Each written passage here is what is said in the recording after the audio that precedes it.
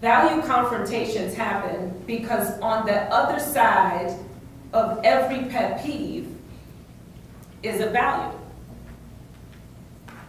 Our core values are our preferred mode of operating. It's how we filter information, it's how we make decisions, and it's the way we prefer to be. I prefer to be considerate. Now, the reality is that our values make so much sense to us that we think everybody should have them. It makes sense to me that people would want to act in a considerate fashion. From the time we're born, expectations are placed upon us and values are given to us. The adults in our lives and society tell us what's better, what's good, what we should value, what we shouldn't value. And depending on the community that you grow up in, those could also be different.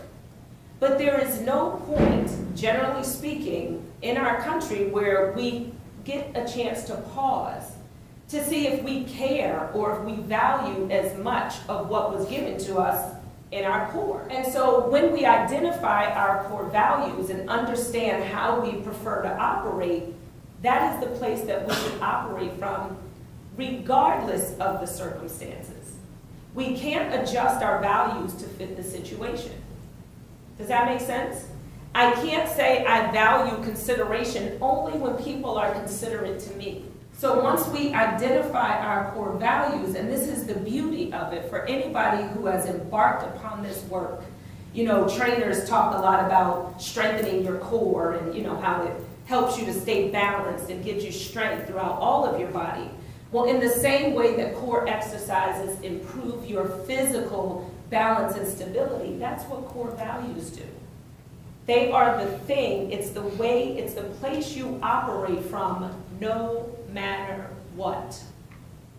And the question is, where did the value filter come from? Did it come from internal or external sources? And the place we have to go first is always to our value system. So that despite what we believe, we are operating always from the core. That we are not adjusting our value system to fit the circumstances that we're making up and that we don't even know to be true. So, I ponder this question. I listen to people's conversations all the time. Yes, I am a professional ear hustler. And I listen to the words that they use and how easily we throw out labels. And I'm always wondering, why did they choose that? Why would somebody choose to call someone urban versus trendy? Passive versus understanding, right? Who gets it? Who gets passive? Who gets understanding? Who gets confident? Who gets arrogant? Competitive versus aggressive. At some point, we all do it because we're unaware usually that we're putting our beliefs ahead of our values, which